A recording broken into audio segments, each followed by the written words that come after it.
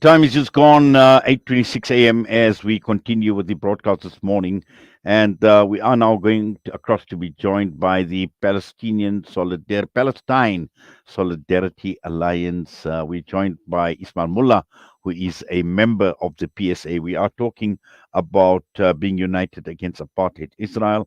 We're talking of the PSA 2023 Walk for Freedom. Ismail, assalamu alaikum wa rahmatullahi wa barakatuh, and welcome. Walaikum salam wa rahmatullahi wa barakatuh. Brother, Jazakallah for having us on air. We know that the struggle in Palestine is very close to the hearts of South Africans, and we are giving us an opportunity. Jazakallah. I mean, yes, Alhamdulillah. In fact, very, very close to us here at Salam Media as well. And inshallah, in the second half of the show, it's going to be entirely dedicated, Ismail, to a report back on Salam Media's educational tour to Masjid al-Aqsa. And we'll be talking to a number of people. Alhamdulillah, it's been a wonderful tour. It's been a very, very successful tour. So Palestine, close to many of us and to our hearts as well. And Alhamdulillah, once again, we have this opportunity of talking to you because we are now talking about PSA 2023 Walk for Freedom. Tell us more, Ismail. Yes, absolutely. Absolutely. This is an annual event, and Alhamdulillah, this is our 14th annual Palestine Solidarity Walk for Freedom, and this will be taking place, inshallah, on Sunday, the 15th of October, and we'll start at Rose Park in Lenasia at 8 o'clock. So we request people come with their memorabilia, come with their families. It's a fun event, a non-competitive event, so we'd like them to come in their numbers to show their support for our brothers and sisters in Palestine. Yes, it may be a fun event, but it does send a very, very powerful message, Ismail, with this Walk for Freedom, because it is about maintaining the momentum and the struggle for a free Palestine and, again, standing united against apartheid Israel. So it does send all these powerful messages despite all the enjoyment that people enjoy from the walk and any other activities that takes during the day. And also at the same time, it serves as a reminder to people who are watching, to the communities who are watching, that Palestine is not forgotten. Absolutely, absolutely. But more importantly, the impact that these activities have on Palestinians and their morale.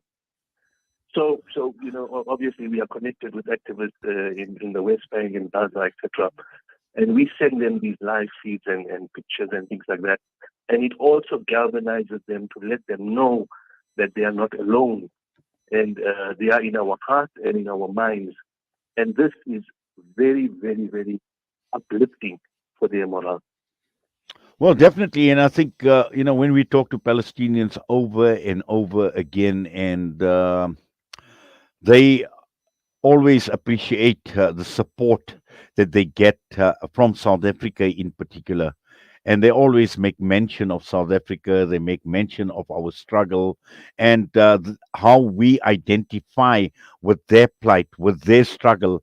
And this is a message that comes through over and over again from the people of Palestine, just very appreciative of South Africa and our position on Palestine and support for them.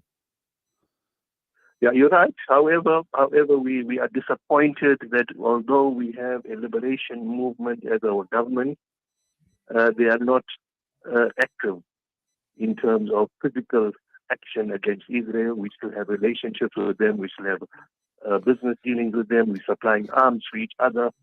We still have our ambassadors. So, it's for us, it's a bit of a slap in the face in terms of our relationship with Israel. But I think we just heard the interview earlier in regard to the French and their racist policies. I think as activists, we understand that, governments are not going to change the lives of people. Governments are very self-orientated and only care about themselves. It's people on the ground, it's NGOs that can create a better world. And I'm hoping that, new formations like BRICS and things like that will change the international scenario in terms of Palestine. We Yes, know, Ismail. we know that, okay, Yes, I think, just on that note, you are talking of the government, and we know recently we all welcomed the announcement with regard to the visas that, Palestinians are no longer to apply for to come to South Africa. And this took a lot of effort, it took a lot of hard work, and it took a long time for this to come. But like you mentioned, there is still so much more that needs to be done. And sometimes we actually question, why these things are taking so long, considering this relationship that South Africa has had with Palestine, the liberation movements, the ANC, the PLO in the past. Now, all of this has been a very, very strong bond. There's been a strong relation. We know Hamas has also been welcomed into the country by our government, and we know we've got the international relations minister, Naledi Pandor, I believe, who is actually going to Gaza or is in Gaza right now as we speak. And, these are statements that, obviously they care. They care for Palestine. But again, sometimes, these things just take too long, and we're not getting the results that we hope for, Ismail. absolutely, absolutely, and that is the nature of politics. When I went to a presentation that I did in Parliament a couple of years ago, and I'm meeting all these stalwarts there in Parliament, and they told me that it's man, in order to come here, you got to be an activist, and when you come inside here, you become a politician. Hmm. Wow. Now, obviously, that says that actually speaks volumes on its own. It's a short statement. Absolutely, You become a politician. Now, at you the end become a of the day, politician. I don't think one can actually separate one from the other, because if you are a politician who has metal and a politician who is serious, you will be both a politician and an activist, Ismail. It's very difficult. Apparently, in the real world, it's not possible because there's a lot of bargaining that takes place. There's a lot of give and take. So principles are put in the background. Right. Now, let's just talk about, the PSA. And you mentioned that, this is now, I don't know, what, 14 years that you mentioned? Yeah, oh, 14, Correct. oh, 14, and yeah, Yes, 14 years of this walk for freedom. And this obviously has become a feature for the PSA, particularly in lands. And we know that there are other areas, obviously, that have these walks from time to time. Just looking at the new generation, looking at future generations as well, because we know the stalwarts from the PSA, and there are many that I know of, both in lands and also out in the area that I live in Benoni, and just in terms of the growth of the PSA, and making sure that future generations take on the struggle for Palestine, Ismail. challenge. And it's an ongoing challenge. It is something that we talk about regularly in all our meetings. And, we're putting in a lot of work at the moment in terms of working with the schools and getting the schools to get their students to be involved in projects in regard to Palestine. That is either having poster competition, having speeches, talks on Palestine. We going to schools and doing presentations. We also going to schools and ask them to maybe do a presentation at the walk in order to give them some sort of encouragement to come. But the youth at the moment have got other interests, and they are very happy to do things on social media because it's very easy for them. They're on it all the time. But social media on its own has its limitations, and you need to be able to physically come out to show your support, and that is Yes, a challenge. absolutely important, Ismail, what you're saying, because Salam Media had the honor of hosting Abir Zayad, and we took Abir Zayad to many schools. We exposed the Muslim schools to Abir Zayad, and just to get an understanding as to what our school going children know about Palestine. And to an extent, there was engagement, but that engagement was somewhat limited. And this is the reason why you're saying taking this to schools is extremely important. In fact, when you look at even some of the events that we held with some of our schools. A bit disappointing when it came to the Q&A in terms of how little our children sometimes know about Palestine. And this gave us a lot of food for thought. And this is the reason why we at Salam Media decided on this whole initiative on the educational tour of Palestine, the educational tour of Masjid al-Aqsa and Alhamdulillah. We've just completed the first of our tours, and many who have actually been there, in fact, all who have been there, actually found it very, very inspiring, found it extremely educational. And this is something that, we need to come up with, and I'm not too sure to what extent it's even incorporated into the syllabus that is being taught at school level. But these are just some of the thoughts, Ismail. Agree with you. The important thing also is that what role do the parents play, and what influence do parents have in stimulating their children in regard to Palestine? And Palestine is not only Masjid al-Aqsa, because a lot of people we talk to, they only talk about Masjid al-Aqsa. They are forgetting about the human catastrophe that is taking place there every day. And sadly, our communities, we only seem to galvanize support when they are on an international platform, when there is a war, and if we have a rally, the hall is overflowing with people.